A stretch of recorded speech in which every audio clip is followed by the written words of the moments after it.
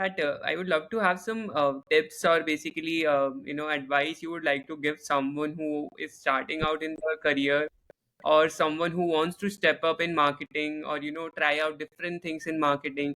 What is something that those key learnings you would like to share with uh, people? Yeah. Sure. See, marketing is often just a mindset, right?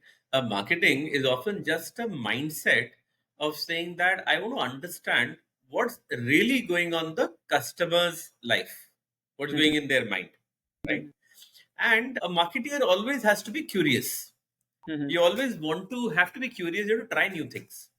mhm. We often constrain ourselves by saying that, you know what, when I become a brand manager, I will do this. Yeah. Or I have to be a, I mean, if I don't have marketing on my designation, I can't do marketing, Yeah. right? But the fact is, you often need to be a marketeer Mhm. before you get the designation of a brand manager, Yeah. right? Now, let me explain this to you. When I was a area sales manager with Cadbury's in Vijayawada, Mhm, I was having a great time selling chocolates because we had a 65% market share, and our mhm, market share was only increasing every day. mhm. But I felt that the real challenge which I was facing was to sell Bournvita. Mhm, Bournvita was not easy to sell because in AP up country I only had a 7% market share. mhm, Now, how do I grow that 7% market share to 8 to 9%? Now, I had less budgets than my competition.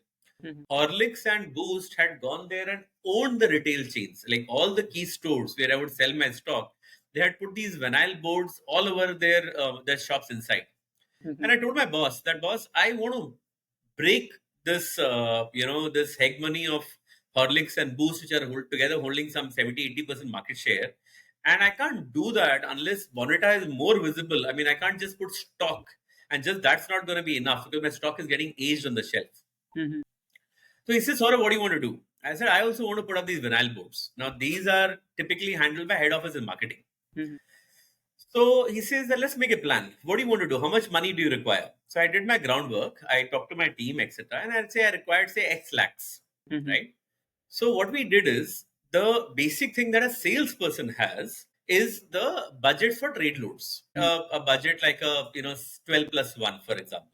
So Okay. over 2 months, my trade load budget, where I would run schemes, I converted that trade load budget into visibility budget. I said, I'm not going to run the trade loads. I'm not going to sell my stock by giving that 12 plus 1 because that doesn't help. I just go there and it does not sell out. Instead, I'm going to take the money through all the right approvals and I'm going to get my team to go out there, sit inside a printer's shop, create those vinyl boards. We're going to put them into shops. We're going to measure the performance of those shops and see whether that's going to make a difference to business. Yeah. Now, this is something which is beyond the brief. This is not a part of my day job. As a salesperson, I could have just sold the stock and be done with it.